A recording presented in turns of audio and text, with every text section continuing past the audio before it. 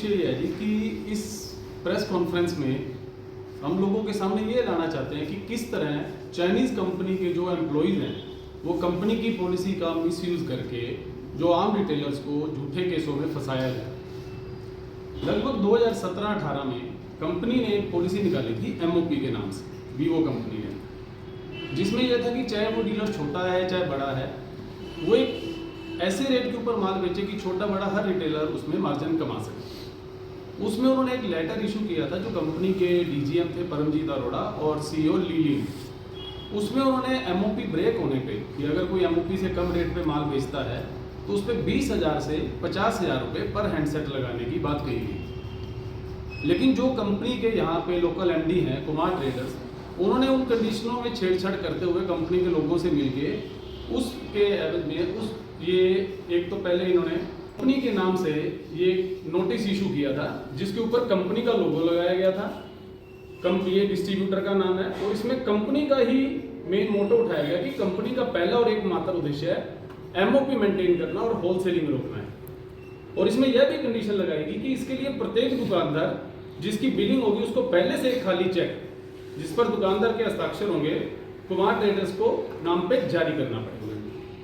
ये नोटिस 2017-18 में मार्केट में दिए गए और इस नोटिस को दिखाकर मार्केट में से डीलर से ब्लैंक चेक इकट्ठे किए। उसी एमडी ने ये अपनी मेल जून-जुलाई 2019 में डाली गई थी। इसमें भी सेम एज इट इज जो मैटर उसके अंदर है सेम मैटर किया गया। उसमें नोटिस वर्ड यूज किया गया, इसमें वर्किंग पैरामीटर यूज किया गया और उसी तरह से एक खाली चेक की डिमांड की गई।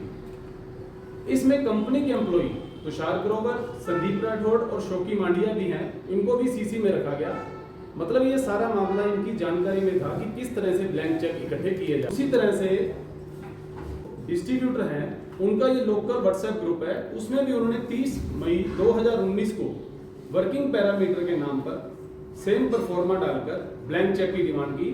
लेकिन इन तीनों में एक चीज डिफरेंट है, कंपनी की तरफ से कंडीशन थी 20,000 से लेकर 50,000 रुपये पर हैंडसेट पेनल्टी लगाने की, जिसको इन्होंने मैनिपुलेट करके 20,000 से 1 लाख रुपए कर।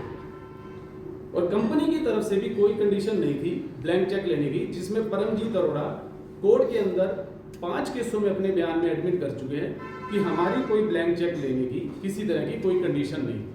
2019 को मैंने परमजीत अरोड़ा को मेल डाली है। उस मेल में क्लियरली लिखा गया है कि एक नोटिस के थ्रू उनके एमडी कुमार ट्रेडर्स ने कंडीशनल ब्लैंक चेक लिए थे और उन चेकों का मिसयूज किया गया है। तो उसकी रिस्पॉन्सिबिलिटी किनकी होगी? अगर किसी कंपनी के नाम पर ब्लैंक चेक लिए जाते हैं और कंपनी को इन्फॉर्म किया जाता है तो कंपनी को जो भी रिस्पॉन्सिबल पर्सन है उनकी लायबिलिटी बनती है कि वो चेक करें कि क्या फ्रॉड मार्केट में हो रहा है और उस पर एक्शन लें। लेकिन उनका एक सीधा सा जवाब आया, there is no such condition of by company to provide blank cheque against MOP. और यहां पे उन्होंने लिखा है कि कंपनी जो डिस्ट्रीब्यूटर का सेकेंडरी मार्जिन है उस पर सिर्फ 0.5% पेनल्टी लगाती है, जबकि डीलर से 20,000 से लेके 1 लाख रुपए पेनल्टी लगाने के नाम पर चेक लिए गए। जो लोकल एमडी थे उन्होंने 20,000 से 1 लाख रुपए की अपनी कंडीशन लगाई। कंडीशन लगाने के बाद उन्होंने अपने एक लड़के जो राजेश चौहान था उसको मार्केट में वो नोटिस के थ्रू भेजा और वो नोटिस डीलर्स को डिस्ट्रीब्यूट करके डीलर से ब्लैंक चेक इकट्ठे किए। हम डीलर्स ने वो ब्लैंक चेक देते टाइम उस नोटिस के ऊपर बकायदा उस चेक की डिटेल लिखे, चेक नंबर वगैरह लिखे उस राजेश चौहान से रिसीविंग मिली, जिसकी वो अपनी कोर्ट के अंदर ये चेक्स की डिटेल दिए गए थे। ये चेक के पीछे कंडीशन लिखी गई थी, ये मेरे चेक की बैक साइड है जिसपे क्लियरली लिखा है यह चेक एमओपी ब्रेक, सिर्फ एमओपी ब्रेक ऑनलाइन माल बेचने पर वीवो कंपनी द्वारा पेनल्टी पर ही इस्तेमाल होगा और कहीं भी इस्तेमाल पर अवैध है। वो डीलर हैं महादेव मोबाइल केयर के नाम से। इनके चेक के पीछे भी क्लियरली लिखा गया है valid for security of MOP maintenance Vivo mobile. लेकिन एमडी ने अपने अकाउंटों को मैनिपुलेट किया। मोबाइल डीलर्स के अकाउंट में 24% तक लेट पेमेंट पेनल्टीज लगाई गई। अपनी एक फर्म जिसमें वो अदर मोबाइल प्रोडक्ट्स का और अदर का बिजनेस करता था उसकी लेनदारी दिखाकर जो थी इसमें ट्रांसफर करी। मोबाइल डीलर्स के अकाउंट में लाखों रुपए की सैनिटरी प्रोडक्ट्स जो कि उन डीलर्स ने लिए ही नहीं, वो ट्रांसफर करके अकाउंट्स मैनिपुलेट कर उन चेकों का मिसयूज करके डीलर्स के ऊपर चेक बाउंस के झूठे केस दर्ज कर दिए। इन सब के पीछे उनकी मंशा ये थी कि जब हम डीलर्स ने उनसे अपना हिसाब मांगा कि हमें हमारी जो कंपनी से वर्किंग है वो वर्किंग दी जाए, हमें हमारा कमीशन की डिटेल दी जाए, हमें हमारे डेमोज की डिटेल दी जाए, और लगभग सिरसा के अंदर 15-20 डीलर के क्लाइडिंग हुई थी। कंपनी का डायरेक्ट एग्रीमेंट हुआ था। मेरे पास उस एग्रीमेंट की कॉपी भी मौजूद है। उस एग्रीमेंट की कॉपी है, ये एग्रीमेंट्स की कॉपी है जिसपे कंपनी के लोगों के साइन है। संदीप राठौड़, डिस्ट्रीब्यूटर के भी स्टैम्प साइन है। ये सभी स्टैम्प साइन करके हमारे साथ एग्रीमेंट किया गया, और उसमें कंपनी ने क्लियरली था कि जो भी डीलर्स का रेंट है वो डीलर्स के अकाउंट में मंथली बेसिस पर डायरेक्ट ट्रांसफर किया जाए। किसी डीलर को 5 महीने, किसी को 10 महीने तक रेंट दिया गया, उसके बाद बिना कोई रीजन बताए वो रेंट देना बंद कर दिया।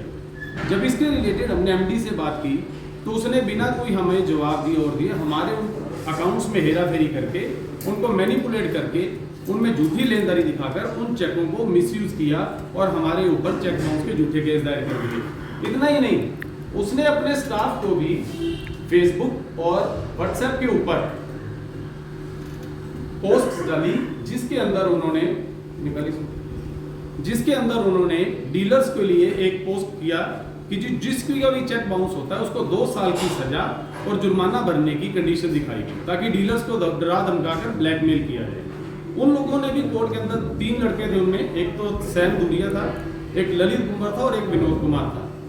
सैम धुरिया और ललित ने कोर्ट के अंदर स्टेटमेंट दी थी कि ये एक चेक बाउंस के रिलेटेड एक नई गाइडलाइन आई थी जो हमने अपनी फेसबुक और व्हाट्सएप के ऊपर शेयर की। ये वो पोस्ट है, ये ललित कुमार की पोस्ट है, ये जुलाई 2019 में डाली गई। दूसरी आपके चेक कंपनी ने किस दिन मतलब जो है पंच किए बैंक में? मेरे कंपनी ने नहीं किए सर, एमडी ने किए। मेरा चेक जो दिया गया था, कोर्ट की मेरे पास जजमेंट है, उसमें क्लियरली ये चीज प्रूव हो गई है। वो चेक 18 जनवरी 2018 को दिया गया था, जिसकी मेरे पास रिसीविंग है, और वो चेक जुलाई 2019 में 1.5 साल बाद वो चेक मिसयूज हुआ।